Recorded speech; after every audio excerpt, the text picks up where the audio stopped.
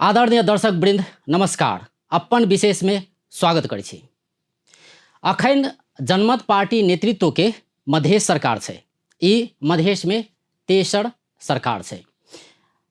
जनमत party नेतृत्व पोला के बाद केना के काज करल छै, कैलाकि करीब 7 महीना से बेसी समय भ चुकलै जनमत पार्टी नेतृत्व के सरकार। जँ एहिसँ पहिलका सरकार के बात कयल जाय तऽ एहिसँ पहिले 7 वर्ष धरि जसपा नेतृत्व के सरकार छलै।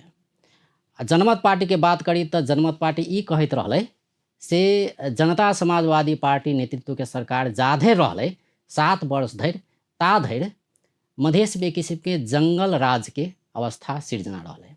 हम सब जनता राज लोबै, हमरा सबके मौका दिअ से कहि कऽ जनमत पार्टी कहैत रहलै। 7 महीना भेलै जनमत पार्टी के।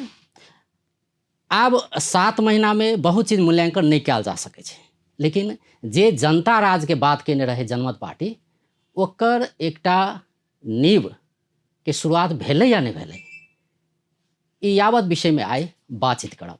ई 7 महीना में की केलकै जनमत पार्टी नेतृत्व के सरकार। अखन मुख्यमंत्री सतीश कुमार सिंह से बातचीत करऽ जा रहल छी एहि सब विषय में। मुख्यमंत्री जी, कार्यक्रम में स्वागत छै। धन्यवाद। 7 महीना भऽ गेलै अपने के। समय ठीक छै, जाहि हिसाब से 7 महीना बीतलै ओहि हिसाब से अपने के जे कार्य संपादन रहलै, अपने के अपने आप के जे मूल्यांकन करबै, कैलाकि जाहि हिसाब से अपने के हम जानै छी एकटा स्टेट फॉरवर्ड बाजऽ के जे अपने के जे शैली छै से जे मन में है बाजि दिअ के है, मतलब कोनो किसी चीज के लुकावऽ के नहीं छै ने। तो अगर अपने आप के मूल्यांकन करऽ पड़े तो की कहबै? 7 महीना में जते काज के लिए ठीक छी, हम संतुष्ट छी। सबसे पहला बात तऽ की है छै, देखल जाए जे कि से एकटा ट्रेंड हमरा अहाँ के चेंज करे पड़ते। जे अहाँ के लास्ट बात से हम शुरुआत करब, जे अहाँ के बजे के जे बात ये स्ट्रेट फॉरवर्ड बोलू। हमर कहना ये झूठ अहाँ कते दिन तक बजबै, सच्चाई बजे पड़ते। और शुरुए दिना हम सब किया ने एहन ट्रेंड बचाबी जे कि शुरुए दिना से सच्चाई के बात नींव पर रख के हम बात करबे तो सच्चाई कखनो काल के सुनै में अप्रिय भी लागे छै। सच्चाई कनी काल के हमरा अहाँ के सुनै में, अब बुझै में, भोगाई में कनी लागे छै, लेकिन लॉन्ग टर्म गेला के बाद ओकर ड्यूरेबिलिटी रहे छै। से क्या तो वो लॉन्ग टाइम में सच्चाई रह जाए छै, झूठ झूठे रह जाए छै। झूठ में कनी चमक बेसी है छै, कॉस्मेटिक बेसी रहे छै, लील टिनोपाल बेसी रहल, लेकिन कनी दिन के बाद फिर वो अपन रूप पे उतरला के बाद नेचुरल लाइफ जाए छै। तै दुआरे हमर ई रहे छै कि जे भी बात हुआ जतबे हुआ एकटा टू दी फ्रैंक बज दी, वो अपन हिसाब से करी, ओहि हिसाब से आप कहल जेते। त ई अखनी जनमत पार्टी के एकल सरकार नहीं छै। जनमत पार्टी के एकल बहुमत सरकार जे रहती है तो जनमत पार्टी के 100% अपन एजेंडा, 100% अपन बोली, 100% अपन बाचा कर रहा बात सबके इम्प्लीमेंटेशन करे के काम जनमत पार्टी करती है। आप कहबे तो किया छिए तो गवर्नमेंट अखनी कोलैबोरेशन के गवर्नमेंट छै। कोलैबोरेशन के गवर्नमेंट में वो में 4 दल के नंबर 2टा दल के साथ कोलैबोरेशन करके हम सरकार में आयल छी। और सरकार में एला के बाद जहिया हमरा सबके बजट बनबै के दिन रहे, ज्येष्ठ 25 गते हमरा सबके शपथ ग्रहण लेली। और ज्येष्ठ 25 गते शपथ ग्रहण लेला के बाद 26 गते एनाहिते बीत गेल। 27-28 गते हमरा सबके नीति तय कार्यक्रम बना के हाउस में पेश करली। 29 गते, 30 गते पास करेली और 30 और 31 में हम सब नया बजट बनेली। 1 गते हाउस में पेश करली। 1 गते पेश करला के बाद विगत के सरकार सब अपने के 20 गते तक एंट्री कर लगे, 20 गते के बाद किताब छाप लगे। हमरा सबके ओकरा ईमानदारी पूर्वक रख के जस्ट 1 गते पेश करली और 1 गते हमरा सबके ओकरा सबके जैसे से हाउस में पेश करला के बाद ओकरा किताब छापे के दे देली। 6 गते किताब छपा के आबि गेल, ओकरा हम सब पेश कर देली। तो हमरा सबके कतो कोनो चीज जतबे 4 दिन के टाइम मिलल, पर्याप्त समय नहीं मिलल। एकटा पर्याप्त है छै बजट में स्टार्टिंगे से अखनी जना हमर सबके आइ अहाँ के माघ 15 गते छै, लेकिन माघ 10 गते से हम सब नियमित रूप से जे बजट के प्रक्रिया है छै नियमित काम शुरू करवा देली। आइ पहिल प्रदेश छै मध्य प्रदेश जतऽ कि बजट के काम नेक्स्ट ईयर आबै वाला 82-83 के बजट हम सब के काम शुरू भए गेल छै। एहि दुआरे शुरू भए गेल छै माघ 10 गते अहाँके नीति आयोग के उपाध्यक्ष, अर्थ मंत्री जी, अर्थ सचिव जी लगायत हुनकर जे टीम छै ओ टीम जे स्रोत सुनिश्चितता, स्रोत के एनालिसिस केना आगामी दिन में कतऽ कतऽ ओकर जे चरणबद्ध छै ओ चरणबद्ध वर्क शुरू करवा देली। से काम हमरा सबके विगत में नहीं भेल। हमरा सबके बजट बनबैत कला बृहत छलफल कर सकती है, बृहत जैसे सरोकार वाला सबके बोला के ओकरा डिफाइन करके से नहीं भ सकले। तो हमरा सबके 2 दिन में जे बजट बनेली तो वो 2 दिन के बजट बनेला में हम सब संतुष्ट छी जे हमरा सबके विभिन्न सेक्टर के विभिन्न परियोजना सब रह के विभिन्न महत्वाकांक्षी बजट सब रख के हम सब ओकरा लाभ ली हन। अब इम्प्लीमेंटेशन के पार्ट जहाँ तक अला के बाद बहुत सारा कठिनाई सब छै, बहुत सारा दुविधा सब आवे छै, बहुत सारा जैसे बजट के अपुख्ता के कारण से जैसे बहुत सारा नहीं छै, कोलेबरेशन के गवर्नमेंट भेला के कारण से भी अपने के की लगे मतलब जे 7 साल के जे सरकार रहे जसपा नेतृत्व के सरकार अंतिम समय में अपने एलिए ने मतलब बजट के अंतिम चरण रहे तखन अपने एलिए, तखन नया कोलिशन बनले, ताहिके बाद अपने सबके सरकार गठन भेलै। तो अपने से ई बुझे चाहे छी जैसे अपने कहलिए कि गठबंधन के सरकार छै, हाँ जनता ल तो अपने कहने छी कि हम ई करबै उ करबै, जनमत पार्टी के छै, लेकिन कोलिशन के सरकार भेला के कारण से ओते नहीं कर सक रहल छी, से अपने के कथन छै देखल जाए या अपन भाग के हम जिम्मेवारी ले छिए से कह रहल छी? यथार्थ बात छै जे कि हम जे कोलेबरेशन गवर्नमेंट में जे हमर पार्ट छै, अब ओवरऑल नीक चीज और खराब चीज के तो जस और अबजस के तो भागीदारी बनैए पड़ते, नहीं बने पड़ते से वाला बात नहीं छै। लेकिन तथापि हमरा सबके गुण और दोष के आधार पर हमरा सबके जैसे हम सब मान लिया जेठ आषाढ़ 1 गते करला के बाद अहाँके श्रावण में 2 गते हम सब अख्तियारी दिली। ओकर बाद जैसे से हमरा सबके दिक्कत कनी कोलेबरेशन में अपनों में दिक्कत भेले, कनी कुछ प्रक्रियागत त्रुटियो रहे, ओकरा सचियाबत विभिन्न कोलेबरेशन के मिलबैत आखिर एतऽ तक एले। ओकर बाद हमरा सबके कार्य संपादन मूल्यांकन करबेली अपने में सारा मंत्रालय सबके जैसे सोका सबके जिम्मेवारी दिली। हमें एते दाबी दै छी जे कि हमर मुख्यमंत्री कार्यालय में कोनो भी कार्यविधि हो, कोनो भी नियम कानून हो, कैबिनेट में 2 से 4 दिन नहीं रुके पड़ले, किनको काज 2 दिना से फाजिल नहीं, हम नियमित रूप से पास करके तुरंत के तुरंत भेजवाबे जे कि आउटपुट आवे। हमरा सबके टेंडर के लेल बात आबि रहल छै, विभिन्न सारा मीडिया में जे टेंडर किया थी खरीद प्रतिस्पर्धा रहे, देखियो खरीद प्रतिस्पर्धा मतलब बैक भ गेली ना, तो वह चीज हम कह रहे छी अपने के क्वेश्चन से पहले हम दे रहे छी। देखिए हमरा सबके बजट राखली जे कि बजट में हम सब टेंडर के मार्फत से किया मध्य से आके खाली निगेटिव मैसेज मात्र जाए छै, पॉजिटिव मैसेज नहीं जाए छै।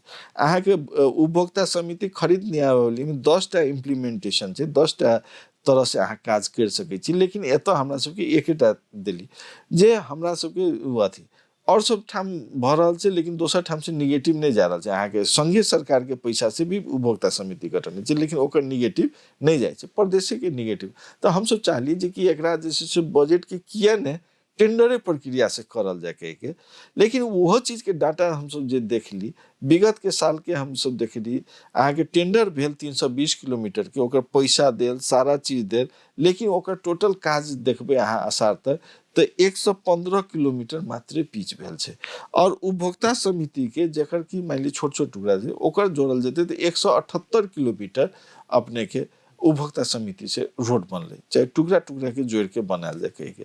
तो हमरा अखनिए अहाँ देखबे तो अधिकांश बजट हमरा सबके टेंडर में लगेलिए, जे नंबर का बजट सब छै अधिकांश हम सब टेंडर में लगेली। और टेंडर के अहाँ अपने रिजल्ट देखल जेते तो 40%, 50%, 42%, 52% एना लोएस्ट भाग जी। जै हिसाब से ई बात उठले संसदों में ई बात उठले कि जे 147 नंबर के बुदा में छै बजट के जेकरा अहाँ सब संशोधन करवा देलिए। आब उपभोक्ता समिति गठन करके वही अनुसार से खर्च हेतै 50 लाख से नीचा के जे भी विकास योजना सब रहते थे हिसाब से।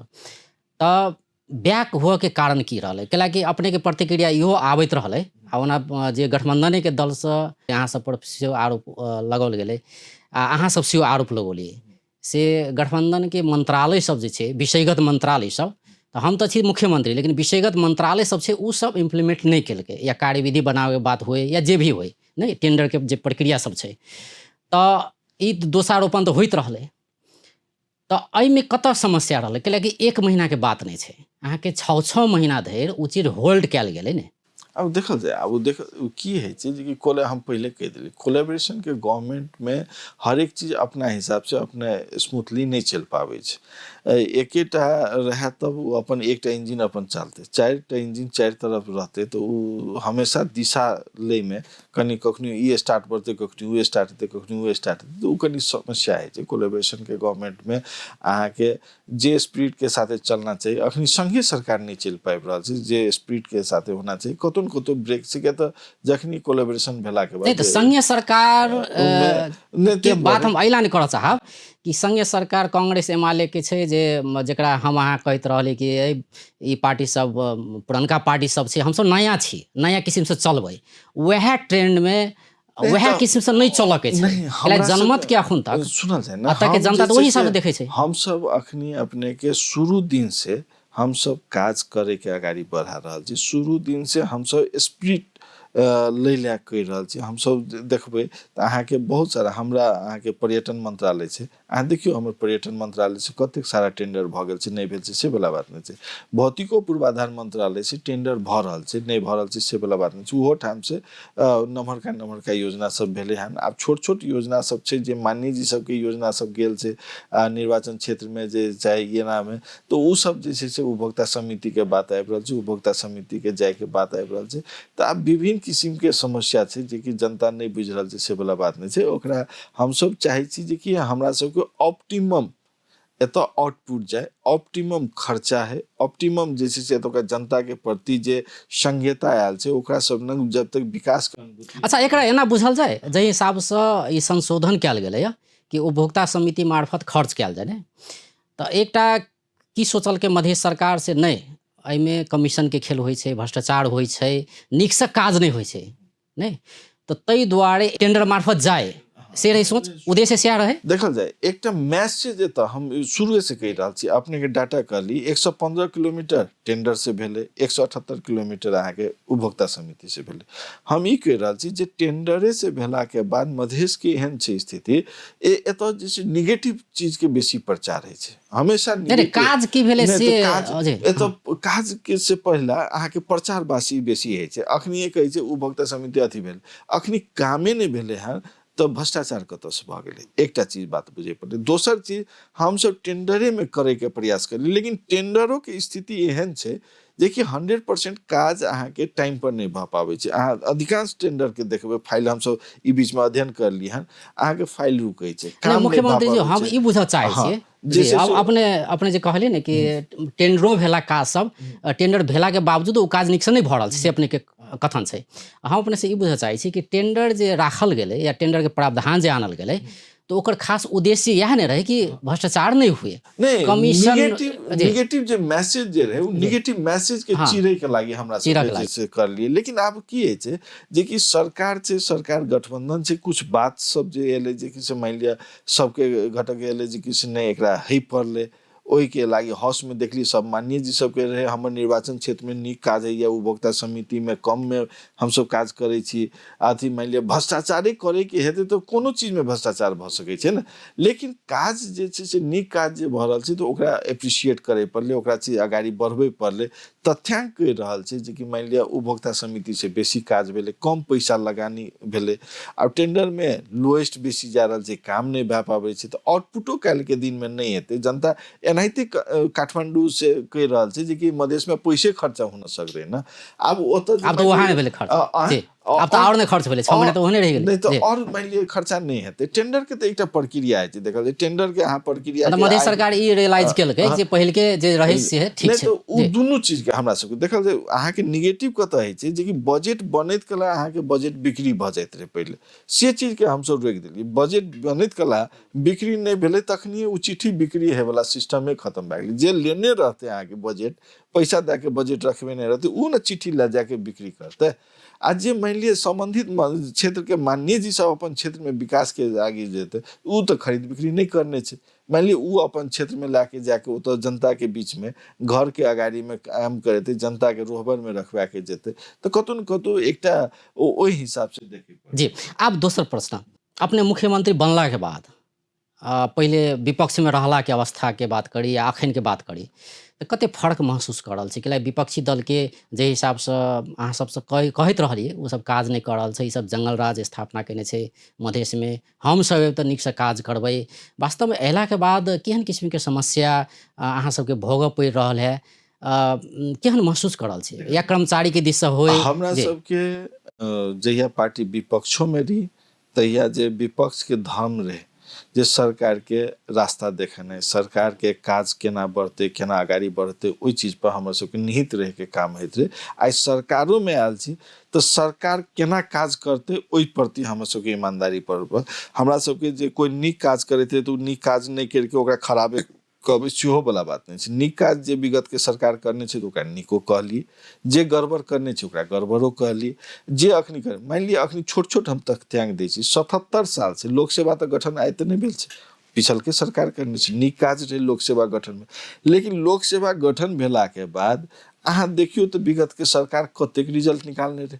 77 से लाके 81 तक कईयनटा एग्जाम लाके लगभग 10,000 से बेसी विद्यार्थी एग्जाम दे के घर में 4 साल से सुतल रहे, बैठल रहे और उ सब ई विश्वास कर लेने रहे मधेश के लोक सेवा भनेको उ जे छै से नकारात्मक छै, कतौ कामे नहीं हेतै, रिजल्टे नहीं निकले छै, अथिये नहीं होइ छै, कोनो चीज नहीं भए रहल छै। तो ओहन स्थिति में हमरा सबके एलिए तो तुरंते लोक सेवा के अध्यक्ष नियुक्ति कर लिए, हम सब लोक सेवा के जैसे पदाधिकारी सारा नियुक्ति करला के बाद ओतऽ काज उठेलिए हन और सारा लगभग रिजल्ट सबके जे पास अथी मान लिअ जे ओकरा सबके तुरंते कॉपी चेक करा के ओकरा सबके मौखिक सब लाके सारा रिजल्ट सब पदस्थापना सब कते लगभग 250 के हाराहारी में लगभग पदस्थापना भए गेल छै, लगभग 100 से बेसी के वैकेंसी निकलि गेल छै।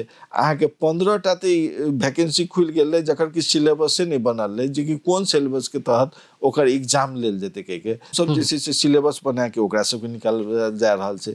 मान लिअ अखनी जे छै से स्वास्थ्य विज्ञान प्रतिष्ठान बनल रहे लेकिन वो जैसे हॉस्पिटल के मात्र नहीं होते, हम सब एला के बाद तुरंते ओकरा VC रजिस्ट्रार के बोला के एकरा में MBBS पढ़ाई चालू करे पड़ते, ओकरा जैसे से हम सब एकटा MBCS लाके ओकरा तुरंते 300 बेड में परिणत करे पड़ले, ओकरा जे चिट्ठी लिख के दे पड़ले, संघ से समन्वय करके अखनी MBBS के पढ़ाई शुरू भेले। मान लिअ ओतऽ देखियो जे कि से संघ सरकार जे UGC दैते छै, सेंट्रल के गवर्नमेंट सबके जे यूनिवर्सिटी सबके जे अनुदान के पैसा, एतऽ प्रदेश के यूनिवर्सिटी के अनुदान के पैसा नहीं आवे छै, प्रदेश सरकार ओनरशिप लेने छै जे कि ओकर अनुदान के पैसा प्रदेश सरकार तीरते तबो MBBS संचालन करबेलिए हमरा सबके।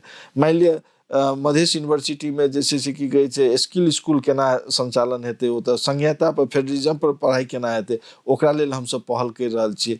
हमरा सबके मान लिअ शिक्षा स्वास्थ्य में जे छै से मान लिअ शिक्षा में जे छै से केना मॉडल स्कूल के रूप में एतै, मॉडल स्कूल के धारणा हेतै, हमरा सबके शिक्षा के गति केना हेतै, निरंतर हम सब संघ से बहस मतलब एकरा एना बुझल जाए कि पहिलका सरकार जे रहे तऽ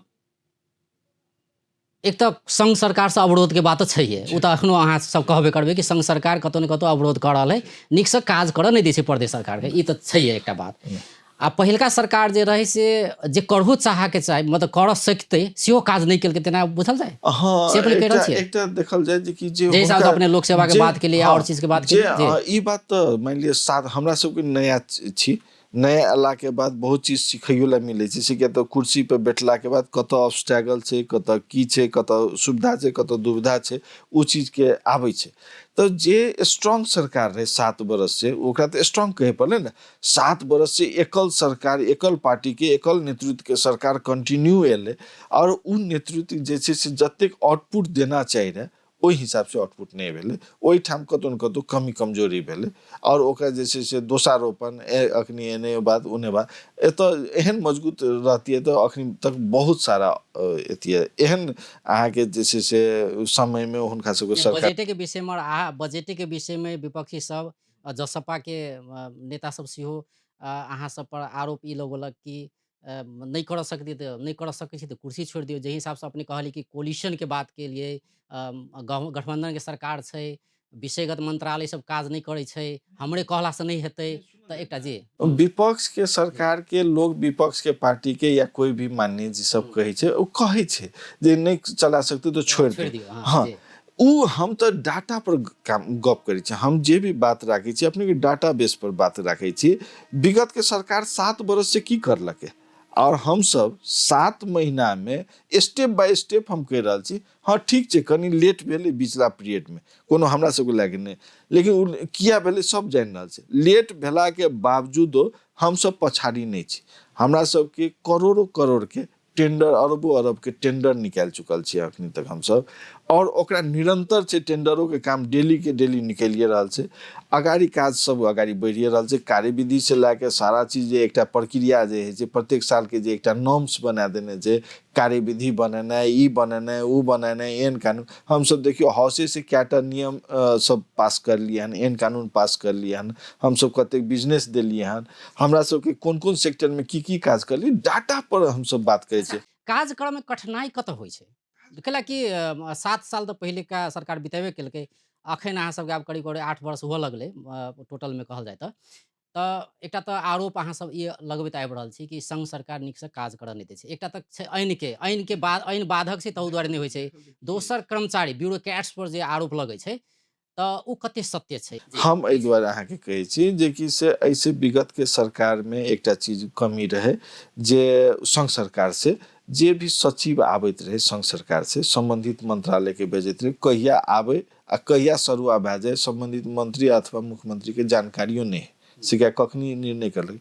ई ओली सरकार एला के बाद एकटा नीक चीज की कर देलखिन हन कह के हमरा सबके हक में देख रहल छियै। कोनो भी मंत्रालय के सचिव जे है छै तो मुख्यमंत्री कार्यालय में भेज दै छथिन, मुख्यमंत्री कार्यालय ओकरा संबंधित मंत्रालय भेजै छै। तो ओइसे की है छै जे कि सचिवों के मुख्यमंत्री कार्यालय प्रति लॉयल्टी एकटा बढ़ले। दोसर बात, काल्हि भए के उ चलियो जेतै या कतौ चलियो जेतै नहिए छै तो हमरा सबके अधिकार छै जे कि ओकरा हटा के बोला के दोसरों के दे सकै छी या निमितो थपे के, नहीं तो पहले ई चीज नहीं रहे। तो ई चीज ई बीच में हमरा सबके एकटा उपलब्धि सकारात्मक चीज मिलले। दोसर एतऽ प्रमुख सचिव के की रहे रवैया सब देखते रहिए जे कि केना होइत रहे काज। अखनी जे छै से मान लिअ चेंजेस भए के एलै, होप एकरा नीक से काज हुए, आगाड़ी बढ़े। ई ब्यूरोक्रेट्स के समस्या छै। और दोसर समस्या की छै ब्यूरोक्रेट्स के, हम सब चाहे छी ब्यूरोक्रेट्स कनी अकाउंटेबल बने, जे कि अखनियो तक उ अकाउंटेबल नहीं भए रहल छै। किया जे कि कखनियो अहाँके सचिव अहाँके काठमांडू चलि जायत, कखनियो एतऽ चलि जायत, कखनियो ओतऽ चलि जायत। भाई अहाँके एकटा सर्टेन आब ओहो कहै छै सर आ जाइयो मीटिंग कह लो, उ मीटिंग कखनियो ई सचिव आबै छै तऽ कखनियो गृह आबै छै तऽ कखनियो अर्थ चलि जेतै, कखनियो अर्थ एतै तऽ कखनियो भौतिक चलि जेतै, कखनियो भौतिक एतै तऽ कखनियो स्वास्थ्य चलि जेतै, कखनियो स्वास्थ्य एतै तऽ कखनियो खेलकूद चलि जेतै। तऽ कतौ न कतौ सब एके बेर नहीं भेलाके कारण से भी समस्या अहाँके उत्पन्न होइ छै। विगत में 4 महीना उस अर्थो सचिव के लेके बहुत सारा समस्या भेलै। अखनी एला के बाद जे है बहुत सारा अवधारणा है छै, गृह सचिव के चलते बहुत सारा ऑब्स्टैकल आबैत रहे, तो उ चीज चेंज भेला के बाद बहुत सारा फैक्टर छै, जे फैक्टर के चलते अहाँके ई सब दिक्कत आबैत रहे। अखनी आब धीरे धीरे एकटा ट्रैक पर आबि रहल छै। हमरा लागि रहल छै जे विगत में सरकार जते खर्च करने रहे ओइसे बेसी खर्चो करते, ओइसे बेसी प्रयोजनो बनते, ओइसे बेसी अहाँके एकटा सिस्टमेटिक वे में सारा काज भऽ रहल छै, से हम बुझि रहल छी। जी। जेठ के 25 गते शपथ ग्रहण लेला के बाद ताहिके बाद के बात कयल जाय तऽ एकटा सक्रियता जाहि हिसाबसँ अपने देखौली अखन तक देखबैत आबि रहल छियै। सक्रियता कोन मानेमे कि अनुगमन के बात करी या आश्वासन के बात करी तऽ अनुगमन बहुत सारा ठाउँमे गेलियै, हॉस्पिटल से लऽ कऽ बहुत सारा ठाउँ सबमे अपने विभिन्न कार्यालय सबमे अनुगमन, आकस्मिक अनुगमन ई सब करैत आबि रहल छियै, जे एखनो जारी छै। ई बहुत नीक काज छै।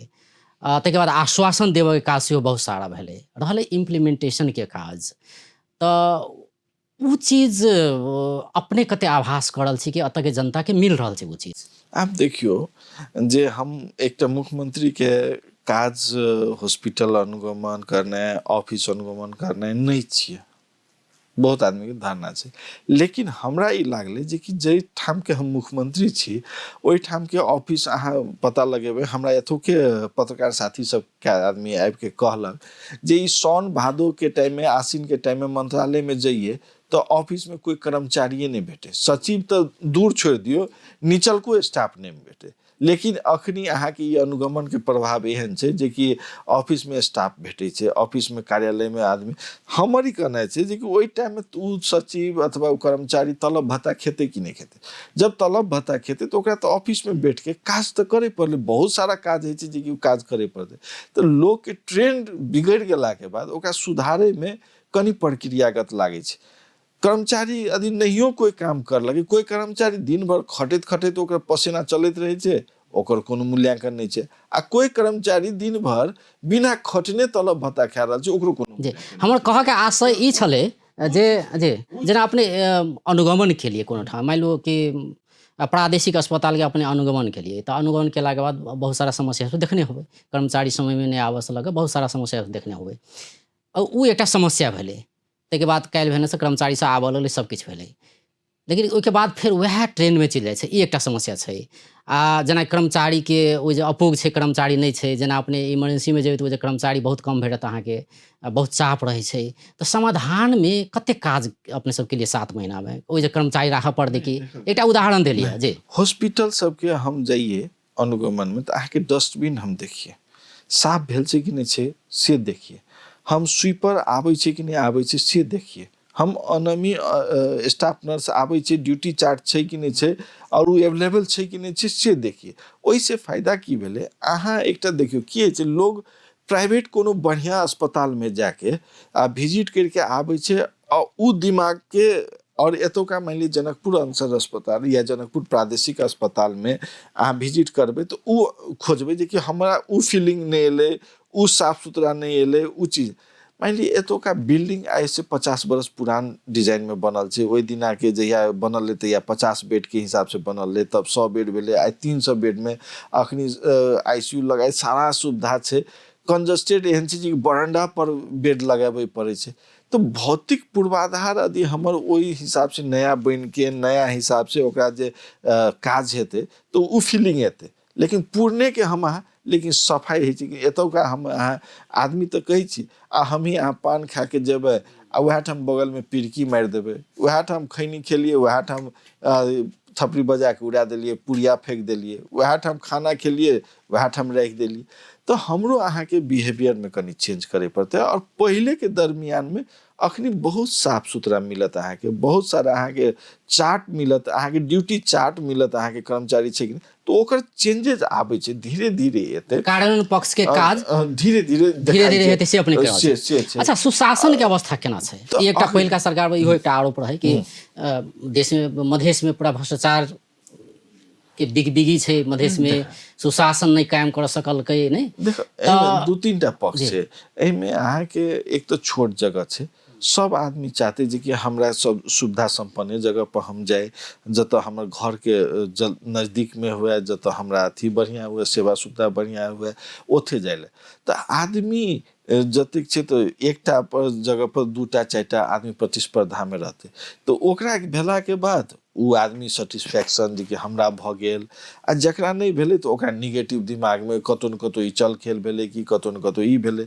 लेकिन हमर एकेटा बात छै जे कि हम अहाँ एके बेर कोनो चीज के अहाँ बाँसे के लिबे पड़े छै, तो ओकरा एकटा प्रक्रियागत छै, ओकरा धीरे धीरे धीरे धीरे लिबेबै तो अहाँ के लिबते नहीं। एके बेर अहाँ लिबे प्रयास करबै तो टूट जात, ओवरनाइट किछ नहीं भ सकै छै, अपने कह रहल छी। तो धीरे धीरे सुधार के लागी हम सब रणनीति बना के धीरे धीरे धीरे धीरे जे कि आखिर वह कर्मचारी से हमरा काजो करबैला छै, वह कर्मचारी से। अखनी तो एहनो छै जे कि अहाँ के कोनो दए दियौ काज तो अहाँ के काल्हि खुना उ कर्मचारी अहाँ के विदा में बैठ जात, स्वास्थ्य खराब छै, आब ओकरा की करबै अहाँ, तो तेहनो भोगे। अच्छा भ्रष्टाचार के लेवल जे हिसाब से आब मधेश के बदनाम कयल गेलै या मधेश ओहन छै, एकर विश्लेषण करऽ के बाद निगेटिव में हम अहाँ बेसी प्रचार करै छी। हाँ मतलब जे होय जे हिसाब से प्रचार छै नेपाल के, मधेश प्रदेश में भ्रष्टाचारी प्रदेश है, सबसे बेसी भ्रष्टाचार वाला प्रदेश छै। देखो एमे की है, संघीयता के आवश्यकता मध्य प्रदेश के छै, संघीयता के आउटपुट मध्य प्रदेश के दै पड़ते, संघीयता के लड़ाई मध्य प्रदेश के करे पड़ते। दोसर ठाम के जकरा आवश्यकता नहीं छै तो उ तो निगेटिव प्रचार करबे करते। और ई निगेटिव प्रचार छै या किछ यथार्थो छै? अहाँ के विश्लेषण की छै? अहाँ 7 महीना से नेतृत्व कर रहल छियै प्रदेश सरकार के। कुछ व्यथितियो रहे, नहीं रहे से वाला बात नहीं छै। रहे मतलब अखन नहीं छै से कह रहल छी। कुछ व्यथितियो रहे और कुछ जैसे से नेगेटिव प्रचारबाजियो बेसी रहे। अखन के अवस्था कहब हम ई कहब जे कि 100% एकदम क्लीने भए गेल छै सेहो नहीं कह सकै छी हम। 100% क्लीने भए गेल छै सेहो नहीं कह सकै छी, लेकिन पहले के अनुपात में डिजास्टर चेंजिंग छै। डिजास्टर अहाँके मैक्सिमम की कहै छै अहाँके जे छै से ओवरनाइट कहबै ने तऽ की कहै छै मैक्सिमम चेंजेस के रूप में अतबे नहीं प्रदेश सरकार के अखाड़ा कहै छै भ्रष्टाचार के। एहिमे जे छै से बहुत सारा हम ओहि चीज के नहीं मानब। हम चीज जे छै निरंतर जैसे कि हम कतेक संघर्ष कर रहल छियै एक एकटा काम करे के लागि कतेक संघर्ष। किछे दिन पहले रहबर अंसारी जे सांसद छै हुनका से एकटा स्पीच एलैया प्रदेश सभा में जे हिसाब से इवन मुख्यमंत्री कार्यालय भीतरे में अहाँ के विभिन्न ठाव से कर्मचारी सबके बजा के दसई के खर्च मांगल गेलै। हम तो उ चीज एहन किस्म के आरोप लगाओल गेलै जी। हम तो हुनकर स्टेप अथी हंसी में जवाब दे देलिए। हम तो एहन कहै छी यदि दसई के टाइम में एत ओहन टाइप के बैठक भेल छै ना तो हम अपने के चैनल के माध्यम से हम ई दावा दै छी हम वह दिन राजीनामा दऽ देबै। यदि तेहन बैठकोटा भेल हेतै मांगे के बात तो छोड़ दियो, यदि बैठको भेल हेतै तो हम राजीनामा दऽ देबै। एहि पर छानबीन किया नहीं आगे बढ़लै? एहि पर छानबीन अगर रहबर अंसारी के आरोप अगर गलत छै जे हिसाब से अपने कहि रहल छी तो अपने मुख्यमंत्री जी पर छानबीन कराओल जाए। आब एकटा बात की है छै हम जवाब दे देलिए हर एक चीज के जे से की है छै प्रक्रियागत कोई बोले जेते ओहे पीछू में करे जेबे सत्य एकटा गंभीर आरोप लगाओल गेलै मुख्यमंत्री कार्यालय पर। की है छै जे कि से मान लिया हर एक चीज के जे से अहाँ स्पष्टीकरण नहीं देत जेबे हर एक चीज के बातें करैत जेबे तो उ जवाब नहीं हेतै। एतऽ ई नहीं मुख्यमंत्री जी हम अइला कहलिए कि एकटा सामान्य सर्वसाधारण व्यक्ति से नहीं कि एकटा सांसद से ई आरोप लगाओल गेलै जी। उ सांसद की उ अपनो पहले मंत्री रह चुकल रहन जी, राज्य मंत्री पूर्व राज्य मंत्री रह चुकल रहे। वो अपन हिसाब से देखैत हेतै ओकर दिमाग में जे आयल हेतै वह बैग देला से नहीं हेतै।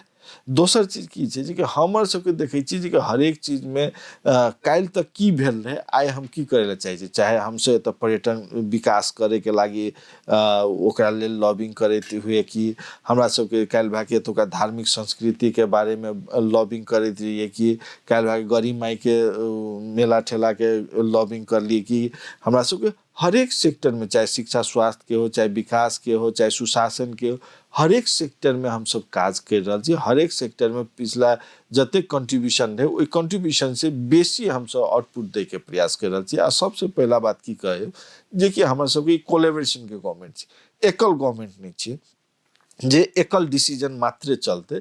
कोलैबोरेशन के गवर्नमेंट भेला के कारण से कोलैबोरेशन के बहुत चीज मानते हुए भी बहुत चीज नहीं मानते हुए भी करे पड़े छै। ताहि दुआरे जे छै से ओहि सब हिसाब से लेकिन एकटा चीज तो जरूर छै जे कि हम सब कुछ चीज में जीरो टॉलरेशन के राख के काज अगाडि बढ़बै ला चाह रहल छी। एतऽ से सुशासन कायम हुए जनता के प्रति आउटपुट जाए के हिसाब से जनता के अनुभूति है के हिसाब से हर एक ठाम मुख्यमंत्री हर एक ठाम पहुँचे के प्रयास कर रहा है। ऐसे पहले अहाँ कतेक देखैत रहिए जे पहुँचे लेकिन अपना बिना छुट्टी लेके बिना मेहनत करके 8-8 बजे तक ऑफिस में रह के सुबह 7 बजे से लेकर रात में 11 बजे तक मेहनत करके किया तो एतुका जनता के प्रति उत्तरदायित्व हुए, एतुका जनता के प्रति काज हुआ, एतुका जनता के प्रति धार्मिक सांस्कृतिक पर्यटकीय हर एक चीज में मान लिया अखनी हम सब अहाँ के दूधमती के कॉरिडोर के उत्खनन के बात कर रहा छी जे एतुका ऐतिहासिक नदी रहे जे एकरा लेल अखनी जे से आइ देखियो एकटा छोट सनक इतिहास के कुंभ में यूपी सरकार 7 से 8 हजार करोड़ रुपया ओतऽ इन्वेस्ट कर रहा है। ओतुका ट्रांजेक्शन आखिर 2 लाख करोड़ से बेसी के ट्रांजेक्शन हेतै तो मान लिया ओतऽ लगानी करके कते बड़का भीतर रहल छै। तो हमरा सबके दूधमती कॉरिडोर जे हमरा अहाँ सभ्यता जे संस्कृति रहत वह चीज के ना अगाडि करब हम अपनियो के चैनल में फिर हम लेकिन मुख्यमंत्री जी एकटा जानकी मंदिर छै जानकी मंदिर समेत अखन धरि कही तो संरक्षण हुआ के या ओहन किस्म के जही से अपने उदाहरण दिल्ली कुंभ मेला के हो और चीज के भ सके छे भारत के उदाहरण दिलिए तो एक जानकी मंदिर के हम अहाँ संरक्षण कर नहीं सीख रहा छे। एखनो तो देखो तो टाइल्स फूटल है अहाँ के दर्शनार्थी जाए चप्पल चोरी भ जाए ओमे भारतीय दर्शनार्थी सबके ऊपर आगे आ रहे छे। कि अभी आए थे चप्पल मेरा चोरी हो गया। आप देखियो तो एक सामान्य चीज नहीं व्यवस्थित कर सक रहल छी चप्पल के व्यवस्थापन कैला प्रदेश सरकार सामान्य बात के लिए नहीं मतलब तो उ चीज नहीं भ सके जे संभव, लेकिन ओतुका समिति छै, ओतऽ मंदिर व्यवस्थापन छै, ओतऽ महंत बाबा सब छथिन आ हुनको सबके बृहत रूप में मान लिया ऐसे पहले जानकी मंदिर के महोत्सवे में हमरा सबके नहीं तो एहिमे प्रदेश सरकार के दायित्व की छै जानकी मंदिर के लऽ कऽ? प्रदेश सरकार ई देख रहल छै जानकी मंदिर लगायत बहुत सारा ऐतिहासिक धरोहर छियै, एकरा केना एतऽ बचायल जाय, केना एतौका एकरा जे छै से बेसी से बेसी पर्यटक लावल जाय और लाभिएटा से नहीं एतऽ केना टिकायल जाय जी। और एतऽ टिका के उ देश के विभिन्न मान लिया आज जनकपुर 2 दिन रहते तो ऑब्वियसली 2 दिन के बाद पोखरा, काठमांडू या विभिन्न ठाम में जेते तो देश के अर्थतंत्र में ओकर कंट्रीब्यूशन बहुत बड़का रहते। से वाला बात हिसाब से देख के हम सब जैसे ओई महत्व के साथ रह के एकरा देखे ला चाहे छी और एकरा चाहे छी निरंतर एकरा पर जैसे से आगाड़ी बढ़े। अखनी हमरा सबके जैसे से अहाँ के 2-3 टा हम प्लेटफॉर्म पर बाजबे कर लिहन जे परिक्रमा भीतर में अयोध्या में जेबै तो पूरा सिटी अहाँ के नॉनवेज सिटी छै, पूरा जैसे से की कहै छै वेजिटेरियन सिटी छै, सॉरी पूरा सिटी में अहाँ के वेज के बाहर नॉनवेज नहीं मिले छै। आइ हमरा अहाँ के अदालतों से पास भए गेल छै परिक्रमा भीतर में अहाँ के नॉनवेज के रोके पर एबे अवरोध के करल छै ई लागू करला निषेधित क्षेत्र करला के अवरोध हम आगाड़ी बढ़ रहल छी। आब स्थानीय पालिका ऐसे पहले सुनै छी 1 साल पहले सूचनो निकालने रहे उ भीतर में जे भेला जतेक भी होटल व्यवसाय जेके जकरा नंग ककरो नंग पैन भैट के ककरो नंग अथी दरता नहीं छै, स्वीकृत नहीं छै और उ अहाँ के नॉनवेज खिया रहल छै, उ अहाँ के शराब बिक्री कर रहल छै, उ अहाँ के सारा चीज कर रहल छै।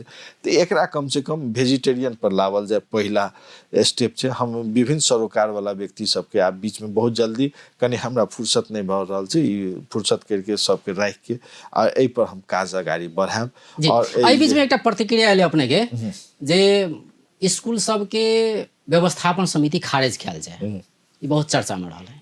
देखल जाए हमरा उ पैन के कार्यक्रम रहे प्रिंसिपल एसोसिएशन ऑफ नेपाल जे अखनी भरखरे दर्ता भेले हन और लगभग 36-37 हजार स्कूल छै देश भरि में, ओहि में 17,000 प्र सबके एकटा साझा प्लेटफॉर्म बनले आ उ जैसे से कोनो भी पार्टी से बिलोंग नहीं करके स्वतंत्र एकटा छात्र संगठन हुनकर कार्यक्रम में बजेने रहथिन। तो हम ओतऽ कहलिए देखल जाए जब तक प्रदेश सरकार नंग जैसे अधिकार नहीं हेते और जब तक जे संघ सरकार अखनी जे प्रदेश स्थानीय पालिका के अधिकार देने छै 0 से +2 तक शिक्षा के पठन पाठन से लेके हर एक चीज के अधिकार स्थानीय पालिका के देने छै कि संघ सरकार ने। तो हमर ओतऽ 2-3 टा बात रहे जे शिक्षा के स्तर हमर अहाँ के एक समय रहे मध्य प्रदेश के जे कि मध्य प्रदेश के शिक्षक हर एक पहाड़ के कोना काप्चा में साइंस मैथ इंग्लिश टीचर मिलत रहे, हर एक कोना काप्चा में अहाँ के कृषि वेटनरी के जेटी मधेश के मिलत रहे, हर एक कोना काप्चा में स्वास्थ्य में काज करे वाला स्वास्थ्य कर्मी साथी सबके मिलत रहे, हर एक कोना काप्चा में अमीन सब मधेश के मिलत रहे। लेकिन आई स्थिति एहन भ गेले हन जे कि आई देश के 10 टा असाक्षर जिला में 7 गो जिला मध्य प्रदेश के आबि रहल छै। अखनी हमर अहाँ के साक्षर केना करबे जनता ततो बहस से आबि गेल छै। पढ़ाई सबसे बड़का दोष अपने देख रहल छियै व्यवस्थापन समिति जे ओइ में हमर ई समुदाय स्तर में क्या हमर ओइ में ई रहे जे कि जहिया से स्कूल व्यवस्थापन समिति एले मध्य प्रदेश लगायत देश के विभिन्न सिस्टम में तो स्कूल व्यवस्थापन समिति अला के बाद उ अपन घर के चाहे पुतोह के हो, चाहे लड़का के हो, चाहे भतीजा के हो, चाहे कर कुटुम के हो, चाहे अपन अड़ोसी पड़ोसी के हो, अनक्वालिफाइड आदमी के टीचर बनेनाइ एक। दोसर चीज अहाँ के पढ़ाई भए रहल छै कि नहीं भए रहल छै उ चीज स्कूल व्यवस्थापन समिति के अहाँ देखबै 99% 1-2 टा अब बात छोड़ के 2-4-10 टा स्कूल के बात छोड़ के अहाँ के 90% से अबव स्कूल के देखियो अहाँ कतो अहाँ के कोनो गतिविधि नहीं छै। हम तो आइयो के डेट में कहै छै सरकारी स्कूल के शिक्षक सब जे खाली अपन विद्यार्थी के क्लास में पढ़ा दो, ओकरा सबके होमवर्क दे दो और उ होमवर्क बिहान भए के बनलकै कि नहीं बनलकै से चेकअप कर दो और गार्जियन एतबे कह दो जे कि अपन बच्चा के खाली मॉनिटरिंग कर दो स्कूल गेले कि नहीं गेले, एले तो होमवर्क बना दी। तो हमरा लागे छै आइयो कम साधन स्रोत में सबसे बेस्ट एजुकेशन आगे सरकारी स्कूल से निकलते। प्रदेश सरकार पर इहो आरोप लगैत आबि रहल छै कि शिक्षा क्षेत्रके विषयमे ओतेक दायित्व लेबऽ नहि चाहै छै, कैला कहै छै कि 10 क्लास तक तऽ स्थानीय नहीं, तहके नहीं, छै, नहीं, नहीं। मतलब अहाँ जे के हिसाबसँ करऽके चाही। जी, देखियौ देखियौ की है छै, प्रदेश सरकार भौतिक संरचनाके बात भऽ सकैए। हमरा जी, सबके एला के बाद अखन प्रदेश सरकार के एकटा भौतिक संरचना ओहो बुझियो जे कि एतऽ से उठि के दे रहल छै, तबे बनि रहल छै। प्रदेश सरकार के TOR में 0 to +2 तक के कतौ छुअले नहीं छै। प्रदेश सरकार के की कहने छै, यूनिवर्सिटी के पढ़ाई करे ले। हमर ई कहने छै यूनिवर्सिटी में कतऽ के विद्यार्थी एतै पढ़े ले, यहाँ प्रदेश के एतै ना। तो 0 से +2 तक अहाँ के क्वालिटी एजुकेशन नहीं हैत, विद्यार्थी बढ़िया प्रोडक्शने नहीं है, तो यूनिवर्सिटी में पढ़े लायक कतऽ आयत। तो अहाँके ड्रॉप आउट बढ़त, अहाँके SLC कते पास कर रहल यऽ, अहाँ इंटर में जाइत जाइत कते ड्रॉप आउट भए रहल छी, ग्रेजुएशन में अहाँ जेबै तब ने यूनिवर्सिटी पढ़बै अहाँ। तो उ चीज के अहाँ के कतऽ तक सुधार, ताहि दुआरे ओकरा प्रदेश सरकार के माथत के बीच में लाबे पड़लै। शिक्षक सबके जे 57 साल से अखनी तक जे स्टूडेंट के अनुपात में जे शिक्षक के दरबंदी स्वीकृत होना चाहिए, जे अखनी तक नेपाल सरकार नहीं स्वीकृत करने छै, ओकरा स्वीकृत करके ओकरा न लोक सेवा से फ्रेश टीचर भेज दे पड़लै। ओकरा जे शिक्षक सबके मर्यादा जे छै से ओकर सबके ऊपर करे पड़लै, ओकर सबके सोशल स्टेटस बढ़बे पड़लै, ओकर सबके सैलरी बढ़बे पड़ै छै, तो सैलरी बढ़ाबो लेकिन कमिटमेंट के साथ। ओकर जैसे आउटपुट आबे पड़लै, ओकरा सबके खाली सैलरी दे के अथी जाके से नहीं हेतै। ताहि दुआरे हमर ई कहनाइ रहे, स्कूल के सुधार करे ला छै तो पहले स्कूल व्यवस्थापन समिति खारिज करे पड़लै। ओतऽ एजुकेशन के अनुपात में स्टूडेंट के अनुपात में शिक्षक के दे पड़लै। तेसर चीज जे छै से अहाँके ओकरा सबके जे छै से अपन कार्यविधि अपन चेंज करके ओकरा सबके पढ़बै के लेल मासिक रूप में शिक्षक सबके तलब हो जाए पड़लै। मधेशके बेरोजगारी जे समस्या छै, ओहोमे जनमत पार्टीके बात कयल जाय तऽ बहुत बड़का नारा सेहो लगबैत आबि रहल छै अखन धरि, से 10 लाख युवाके रोजगार देबै। अखन जनमत नेतृत्वके सरकार छै, ओना तऽ पहिले अपने कहि देलियै कि हम अपन भागके जिम्मेवारी लेबै, नहि कैला गठबंधनके सरकार छै, तऽ अपन भागके जिम्मेवारी कते लऽ रहल छियै। 10 लाख युवाके रोजगारी देबऽके बात छलैया, 7 महीना भेलै, तऽ ई प्रक्रिया कते आगाँ बढ़लै, की छै अखनके स्टेटस? देखल जाए सरकारी नौकरी अहाँ कते के दऽ सकबै, सबसे बड़का बात हमरा अहाँके तथ्य पर आधारित भऽ के चले पड़लै। सरकारी लोक सेवा हम सब जैसे से आबिते माते नियुक्ति करबा के लोक सेवा से नियमित रूप से अहाँके वैकेंसी सब खुल रहल छै। हम सब प्रदेश के विभिन्न स्थानीय पालिको सबके चिट्ठी करबेने छी, अहाँ लग एक्चुअल कते कर्मचारी खाली है ओकर वैकेंसी दिअ, हमरा सबके वैकेंसी निकाल के अहाँके कर्मचारी के पद पूर्ति करवाबै छी, प्रदेश के पद पूर्ति करवाबै छी। वो तो सर्टेन टाइम के बाद तब तो जे रिटायर करते वएह न पद पूर्ति हेतै।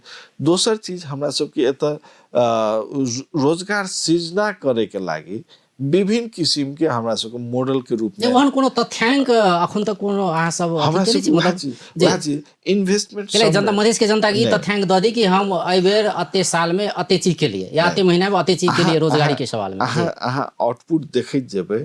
नियमित रूप से हम सब साक्षरता अभियान के शुरू करबेलिए, वो हमें रोजगारी सृजना हेतै। मान ली विभिन्न ठाम में जे साक्षरता पर हेतै, हम सब वॉलेंटियर टीचर के बात लाबली, वो हमें रोजगारी सृजना हेतै।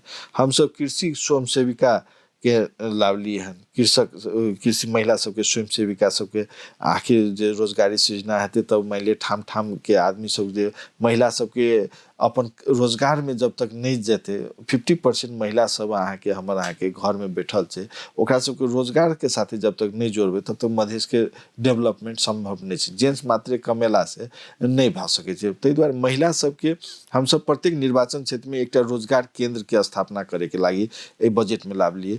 ओ रोजगार केंद्र जतऽ स्थापना हेतै ततुका सराउंडिंग एरिया के महिला सबके ट्रेनिंग देल जाए, और उ जे ट्रेनिंग लेते ओहि रोजगार केंद्र में ओतऽ इक्विपमेंट दे के ओतऽ महिला सबके रोजगार सृजना करबा के हुनका सबके आत्मनिर्भर करबे पड़लै। तो ओतऽ से नया नया इंडस्ट्री सब आबो, इंडस्ट्री सब लगाबो, किसान के विषय में किसान सबके कारखाना खोले के बात रहे, हाईटेक जे छै से हमरा सबके किसान सबके केना आधुनिकी कृषि हेतै, केना आधुनिकीकरण अहाँके पूरा नेपाल में आइ तक एतेक दिन से कृषि के काम होइत रहे, लेकिन उत्कृष्टता केंद्र आइ नेपाल में अहाँ सर्च कर लिअ कतौ अहाँके उत्कृष्टता केंद्र नहीं मिलत।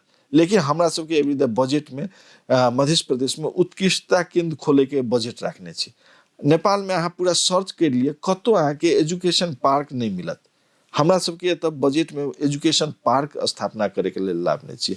हमरा सबके स्पेस सेंटर के लागी हम सब IT पार्क के लागी कॉन्सेप्ट राख्ने छी हम सब आईटी कोडिंग आर्मी के बात राख्ने छी कोडिंग आर्मी में युवा सबके ट्रेन करल जाए खाद के समस्या एकटा जे रहै छलै हरेक साल हाँ। ओ समाधान करऽ के तऽ लेल आब देखल अपने जाय। कहली कि नहीं अही जो कारखाना खोलऽ के बात छै आब देखल जाय। ई तऽ नारा तऽ लगौने रही नहीं, जी खाद जी के देखल जाए खाद के इंडस्ट्री आए अहाँ खोलै छिए तऽ खाद के नेपाल के जतेक ओकर एकटा कैपेसिटी है छै ओ खाद के 15 दिन के कैपेसिटी अहाँ के पूरा नेपाल के खाद ओकर जे प्रोडक्शन है तो ओकर 15 दिन से 20 दिन के खाद के प्रोडक्शन के अहाँ ओकर बाद के खाद कतऽ लए जा सकै छियै और अहाँ के अधिकारों के क्षेत्र के विषय नहीं छै वो टोटल बजेटो लागि जेतै तबो खाद के इंडस्ट्री नहीं बन सकै हम सब चाहली जे कि अपन पैसा के खादो कीन ली तो सेहो नहीं मिलै छै से के संघ सरकार से अहाँ के खाद के टेंडर है छै खाद के मापदंड है छै उ किना के एतै ओ सर्टेन परसेंटेज मात्र दै छै हमरा अहाँ के जैसे कि ताहि दुआरे वैकल्पिक खाद के लेकिन अहाँ सब ई कहैत रहलियै कि जनमत पार्टी के ई कथन रहे कि एहिसँ पहिलका सरकार जहिया रहै तहिया ई अहाँ सब कहैत रहलियै से खाद के लेल किनल है तो हम सब दोसर देश से खुद प्रदेश सरकार समझौता कऽ सकै मतलब नहीं मिल रहल केंद्र छै। के मुँह नहीं ताकऽ पड़तै नहीं जी मिल रहल छै हम सब प्रयास निरंतर प्रयास कर रहल छी जे कि जे हम अहाँ के अधिकार नहीं भऽ रहल छै कि हमरा अहाँ के संघीयता तऽ देश में आबि गेल छै न पुलिस प्रशासन या हमरा अहाँ लग न भन्सार हमरा अहाँ लग कंट्रोल में छै न भैट हमरा अहाँ लग छै न जगह हमरा अहाँ लग छै न हमरा अहाँ लग बड़का जे इंडस्ट्री खोलबै ओकर लाइसेंस दै के अधिकार छै हमरा अहाँ लग न हम विदेश से कोनो चीज परचेज कर सकै छियै डायरेक्ट नहीं तो मान लिया हमरा जे छै से 2 अरब रुपैया हम नहीं कुछ निर्माण करबै 2 अरब के हम खादे कीन लेबै तो एतुका जनता के तो हम दऽ सकै छियै ना लेकिन वो खरीदे के अधिकार नहीं छै तो ई सब चीज अधिकार के सुनिश्चितता जब तक नहीं हेतै तब तक हम अहाँ एहि चीज में नहीं जा सकै छी ई चीज के हमरा अहाँ के बुझै पड़तै एहि चीज के ओकालत करे पड़ले जे कि ई अधिकार सब कहिया प्रदेश के माथत में हेतै आदि जहिया माथत में कृषि मंत्रालय आबि गेलै लेकिन खाद किने के लेल अखनियो संघीय कृषि के जी तऽ एहिसँ पहिलका सरकार छलै तऽ ओ तऽ कहियो काल धरना पर बैस जाइ छलै ने मंत्रिये पहुंच जाइ छलै धरना करल नहीं अब मान ली धरना करला से आउटपुट आबि जेतै तो धरना तऽ पहिले तऽ अधिकारे लिए पड़लै ने तो जी उ अधिकार के लागी धरने करला से नहीं हेतै ओकरा लेल हमरा अहाँ के जे नेसेसरी काम छै उ नेसेसरी काम सल्टा के उहो चीज के लागी बहस छेड़े पड़तै उहो चीज के लागी मांग करे पड़तै ओकरो लेल छोड़ देला से नहीं हेतै ओकरो लेल टाइम टू टाइम जे गेला के बाद उ चीज बात राखे पड़तै जे कि हमरा सबके ई समस्या है एकरा समाधान केना करल जेतै ओकरा वे आउट दे पड़ले ओकरा लेल जे छै से हमरा अहाँ के वे आउट जब तक नहीं लेबै जब तक अधिकार नहीं लेबै तब तक नहीं भऽ सकै छै जी आब अंत दिस चलि रहल छी जेना कृषि विश्वविद्यालय के लग से एकटा विवाद चलि रहल छै कि ओहिमे बजट अहाँ सब कम छुटिया देली कि यावत समस्या सब छै ओहि जगह ई समस्या सब किया सिर्जना कर रहल छै कि इससे पहले अपने कहली कि नहीं विश्वविद्यालय स्तर के प्रदेश सरकार के माथा से देखऽ के छै लेकिन विश्वविद्यालय के कम बजट दऽ रहल छै हाँ एकटा चीज देखल जाए संबंधित मंत्रालय के मान लिया PLMBS एंट्री करैत कला तखनी जे मंत्री जी रहथिन हुनका से हम सब तुरंते पूछलिए जे ई बजट किया एना भए गेलै से अहाँ तो बजट तो सुनिश्चित आ गेल तो उ कहलखिन ना जे कि कृषि विश्वविद्यालय के भी 1 करोड़ और मध्य यूनिवर्सिटियों के 1 करोड़ रुपया हम सब दै के लागी छुट्टिए नहीं रही लेकिन वो तो कंप्यूटर ऑपरेटर जे एंट्री करे वाला रहे करोड़ के जगह पर जमा 1 जीरो हटा देला के बाद 10 लाख रुपया भ गेलै ई मिस्टेक मिसप्रिंट छियै ई जे छै से बुक में आबि गेलै तखनी हाउस में हम जे कमिटमेंट करने रहिए जे कि आगामी दिन में जखनी एकरा संशोधन के हेतै लास्ट टाइम में तो एकरा में हम सब जतेक जाय वाला पैसा रहे ओइसे बेसिए पैसा हम सब भेज देबै रकमांतर करके ओकर समय अखनी बाकी छै और हम सब रकमांतर दुनू यूनिवर्सिटी के जे मधेश यूनिवर्सिटी के और कृषि विश्वविद्यालय के दुनू के हम सब भेज देबै दोसर बात की छै आइ उ पैसा के चलते ओतोका कोनो पढ़ाई नहीं रुकल छै पैसा अखनियो दुनूटा यूनिवर्सिटी के खाता में 30 करोड़ 35 करोड़ 40 करोड़ रुपया छै जे कि पैसा के चलते नहीं रुकल आब रहले बात कृषि विश्वविद्यालय तो कृषि विश्वविद्यालय जहिया से गठन भेलै तहिया से उ अपन नीति नियम एन कानून से बेसी एकटा पॉकेट के संस्था बना के VC रजिस्ट्रार चलैत रहे पॉकेट के संस्था केना कहबै जे कि वो तो न डीन के स्थापना न कॉलेज अथी के प्रिंसिपल के स्थापना न कोनो विभाग के डिपार्टमेंट के स्थापना न कोनो थाई कर्मचारी के स्थापना वो तो जे भी करारों के कर्मचारी छै तो करारों के कर्मचारी के नहीं रह के डेली जालाधारी वाला स्टाफ के रह के वो अपन पॉकेट के आदमी के रह के सब डिपार्टमेंट आगे शिक्षा अथी एग्जामिनेशन डिपार्टमेंट, अकाउंट डिपार्टमेंट या विभिन्न डिपार्टमेंट वो दैनिकी जालाधारी के स्टाफ के रह के वो पर्दो किने त अपने एकटा बर्तनों किने त अपने ओकर जैसे से खर्चा के मापदंड कोनो मापदंड ने मिच करके मान ली करोड़ों करोड़ के सबके अपना हिसाब से अपना मनपरी हिसाब से कोटेशन बना के तो अपना मनपरी हिसाब से बीच में एक कर्मचारी सबके सेहो समस्या रहले है तो ओत हम बता दै छी अपने कि कृषि विश्वविद्यालय के ओहि हिसाब से ई सब अपन चलबैत रहे। ओत टेंडर भेल रहे, ठेका भेल रहे, ठेकेदार काम करला के बाद पैसा मांगैत रहे तो ओकरा सबके पैसा नहीं देने, ओकरा कहे पहले हमरा कमीशन दे तब हम पैसा देबो, इहो बात एतऽ एलै। दोसर चीज आसिन 13 गते ओकरा जे छै से मान लिअ एजुकेशन अथी भरना के लागी अथी करलकै, मान लिअ जैसे से विद्यार्थी के सत्र में भरना करे के लागी एप्लीकेशन खोल देलकै, ओकर भरने नहीं लेने, बंद करके राखि देने, कर्मचारी सबके तलबे नहीं देने, ओकरा बंद करके राखि देने। ओकर बाद जे छै से मान लिअ पटक पटक हिसाब से अनऑफिशियली ओकरा तो मान लिअ 2 आदमी 5 आदमी के यूनिवर्सिटी में नियम बनायल छै जे कि 5 आदमी यदि पूरा संरचना नहीं तैयार छै तो 5 आदमी के कमिटी बैठ के डिसाइड करके ओकरा जे छै से अहाँ खर्च के मापदंड बना के खर्च करू। लेकिन ओकरा सबके बिना कोनो खर्च के मापदंड बना के जम्मा 3 आदमी के कमिटी बना के ओहो 3 आदमी में 2 आदमी के मात्र एकल सिग्नेचर पर आधार पर जे मन भेल से खर्चा करने छै। एहि तरह के अनियमितता के एकटा जे प्रकाष्ठा कर देने रहे तकरा सबके व्यथिति के रोके के लागी हमरा सबके बीच में से कि आइ न काल्हि उ डिजास्टर हेतै, काल्हि भए के उ ओतोका विद्यार्थी के जे से सर्टिफिकेट पर असर पड़े वाला, ताहि दुआरे ओकरा सबके हम सब एकटा ट्रैक पर लाबे के लागी हम सब प्रयासरत छी। और छोट में कहल जाए ई जे स्थानीय सेवा ऐन जे छै तो तेकरा परिमार्जन करे के सेहो बात उठल रहे, कर्मचारी सब आंदोलन में उतरल रहे, विशेष कर स्वास्थ्य कर्मी सब, तो एकर समाधान कुछ निकल रही की है जे कि स्थानीय संचालन एन एक त बहुत दिन से पेंडिंग एन रहे, एकरा जैसे ककरो हिम्मत नहीं हेत रहे लावे ले, हमरा सबके उ लावली आ लावला के बाद आई देश में ही एकटा उत्कृष्ट रूप में आयल उ, लेकिन ओहि में कुछ त्रुटि रहले, कुछ त्रुटि के हम सब संशोधनों के प्रयास में हम सब चाहली जी कि ओकरा सब संशोधन हाउस में ले जाके ओकरा त्रुटि के सीखे। तो अब हर एक चीज एक विज्ञ हिसाब से तो नहीं, जे प्रोफेशनल विज्ञ हिसाब से देखल गेलै कुछ त्रुटि, अब वो त्रुटि के समाधान जेना कि अहाँ के एतऽ समायोजन वाला बात एलै तो समय प्रदेश सरकार भीतर में जतेक एलाहा सबके कर्मचारी सबके समायोजन भए गेलै, जे प्रदेश से बाहर छै मान लिअ ओकर अथी अहाँ के पदस्थापना दोसर प्रदेश में छै और ये तो संघीय सरकार ओकरा काज में भेज देने छै। आब ओहन सब उ सब आंदोलन करे छै हमरा काज में अथी पदस्थापना कर दिए जे कि नॉर्म्से से नहीं मिल रहा छै, ओकरा काल्हि भाई कोन नॉर्म्स के तहत ओकरा जैसे पदस्थापना कर देते तो तेहन भी समस्या सब छै। तो काज करे जेबै तो ऑब्स्टैकल आयत, ऑब्स्टैकल आयत तो ओकरा जैसे से समाधान के वे खोज के ओकरा केना। अब एक पार्टी संबंधी प्रश्न जे एहि बीच में एक सर्कुलर जारी भेलै जनमत पार्टी में जे पार्टी के जे कैडर सब छै हुनका सबके एक प्रतिबंध लगाओल गेलै कि फेसबुक में जे मन से नहीं लिख सकै छी, अहाँ सब गुणगान गाओ, एक कही तो पार्टी के विषय में, सरकार के मधेश सरकार के विषय में नीक बात सब माते राखो नहीं, तेहन किस्म के बात सब एलै। तो एक लोकतंत्र में एहन किस्म के बात एनाए एकरा अपने कोन में लड़ल छी नहीं, ओकरा ओ हिसाब से की भए गेलै, गिलास में आधा गिलास पानी छै तो कोई कहल के आधा भरल छै, कोई कहल के आधा खाली छै, मतलब आलोचना नहीं कर सकै छै ने भेलै, आलोचना करे के बात नहीं छै। ओकरा जे ई कहल गेलै जे कि पार्टी के अहाँ के विकास के लागी सोशल मीडिया अहाँ यूज करे छी तो पार्टी के डेवलपमेंट के बात भी करू, पार्टी केना नीक बनते सेहो वाला बात करू, प्रचार प्रसार करू, संगठन विस्तार के सेहो बात नहीं कहल गेल छै, मतलब केना हेतै ओकरा मतलब पॉजिटिव अपने एकटा शब्द यूज के लिए सेहो मतलब नीक बात सेहो कहू कहली, मतलब गलत बात कहू से के नहीं कहने छै, मतलब गलत बात बिल्कुल कहबे नहीं करू से कहल गेल छै ने, सेहन बात मतलब नीक बात मात्रे कहू नहीं, तेहन बात नहीं छै। अपन पार्टी के जे पॉजिटिवो काज सब जे भ रहल छै उ काज सबके उजागर करे पड़ले, ओकरा जे छै से पॉजिटिव निगेटिव चीज के खाली निगेटिव माइंडसेट करैत आदमी की है जे पूरा निगेटिव एटीट्यूड के भए जाइ छै। तो निगेटिव एटीट्यूड के खत्म करैत पॉजिटिव एटीट्यूड भए के काज करू, पॉजिटिव थिंकिंग करबै तो पॉजिटिव सकारात्मक विचार आयत, सकारात्मक विचार आयत तो सकारात्मक काज करे के लेल जेबै, सकारात्मक काज करबै तो सकारात्मक रिजल्ट आयत, आ निगेटिव सोचबै तो निगेटिव थॉट आयत, निगेटिव थॉट है तो निगेटिव काज करे के मन है, निगेटिव काज करब तो निगेटिव इम्पैक्ट पड़त।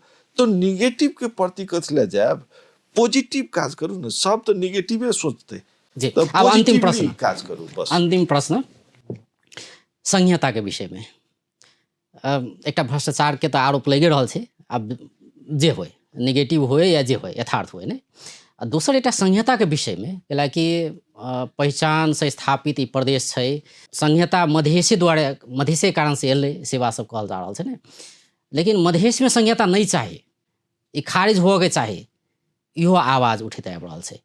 एहि पर अपने की कहबै? अंतिम में हम नहीं मानब देश में ही संहिता चाही कह के आवाज उठेनारे मधेसी दल, मधेश के मसीहा सब और मधेश में एतेक शहादतो भेले हन वह संहिता के लागी।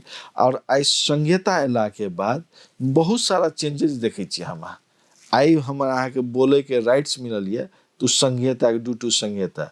आई जे कोनो लोक सेवा में मधेसी कोटा लगायत, दलित कोटा लगायत कोनो कोटा देखे छी महिला, तो उ देश में संहिता के लेके आई देश में कतो जे विकास देखे छिए तो आई उ जे से उ पिच देखे छिए, आई ढलान देखे छिए, आई उ सामुदायिक भवन देखे छिए, या आई उ मंदिर के या मस्जिद के उ वाल देखे छिए, तो उ संहिता के बदौलत आई जे से देश में 753 स्थानीय पालिका और 7 गो प्रदेश आयल के बाद वो आई देखे छी। नहीं तो ऐसे पहले 7 बरस पहले हमर अहाँ के बेसी दिन नहीं जाओ ना, हम अहाँ 7 बरस पहले जनकपुर से ढलके के रास्ता केहन रहे, जनकपुर के सड़क बाट कतेक रहे। आई गाम घर के जे कतो जाइ छै एकटा इंटीरियर हो गाम में तो आई 500 मीटर 1000 मीटर जे ढलान सड़क मिले, तो वह ड्यू टू संहिता के बदौलत। नहीं तो आई संहिता के बदौलत कत रहे हमरा तो से बुझे पड़ले। तै दुआरे 2-4 आदमी कतो कोई निगेटिव में बज देला के बाद संहिता धारा भागले, संहिता ई भागले, संहिता उ भागले, से नहीं मानबे। अहाँ अपने तत्कालीन देखियो, तत्कालीन गाविस रहे एकटा जिला में 150 गाविस रहे, तो 150 गाविस में एकटा गाविस में 47टा जनप्रतिनिधि हेत रहे। गाविस अध्यक्ष उपाध्यक्ष लगायत एकटा वार्ड में 5टा जनप्रतिनिधि लगाए 47टा। अखनी उ सैकड़ों गाविस के मिला के 10टा 12टा गाविस मिला के एकटा पालिका भेल छै, और पालिका में 40टा 42टा कर्मचारी जनप्रतिनिधि भेल छै। तो उस संहिता एकटा जे से टॉप एकटा जे वर्ल्ड आइ तक जतेक भी डेवलप कंट्री देखबे तो संहिता के बदौलत ओतेक डेवलप भेल छै। और संहिता में सेंट्रल मजबूत भेला से नहीं, संहिता में अहाँ के स्थानीय पालिका मजबूत, प्रदेश मजबूत भेला के बाद सेंट्रल अहाँ के मजबूत हेते, तब अहाँ के संहिता के आउटपुट हेते।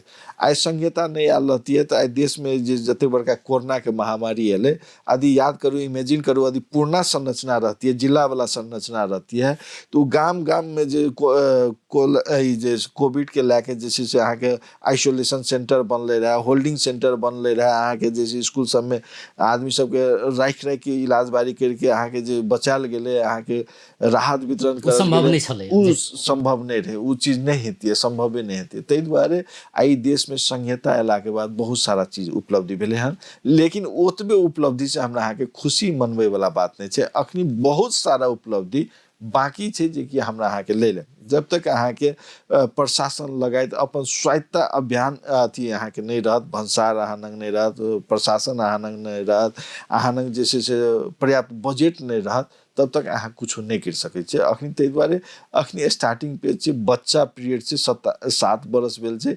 लर्निंग बाय डूइंग प्रोसेस में अहाँ के जैसे से अहाँ के धीरे धीरे संहिता के अनुभूतियों करे जाओ, धीरे धीरे सीखते जाओ, और धीरे धीरे अधिकार जे बाकी छै वो अधिकार मांगते जाओ, लेते जाओ, उपलब्धि करे जाओ। जी बहुत बहुत धन्यवाद समय आ संवाद के लिए। जी धन्यवाद, अपने हमरा बात राखे के मौका दिली, ओके लेल बहुत बहुत धन्यवाद। दर्शक वृंद, ओ छलथि मध्य प्रदेशक मुख्यमंत्री सतीश कुमार सिंह। आई हुनका से बात करे चलिए। मध्य प्रदेश सरकार के तेसर सरकार से आई गठन भेला 7 महीना से बेसी समय भ चुकल है। एहि अवधि में मध्य प्रदेश सरकार की काज केलकै, केहन किस्म के समस्या सब आबि रहल है, यावत विषय में हुनका से बातचीत करे चलिए। बेस्त नमस्कार।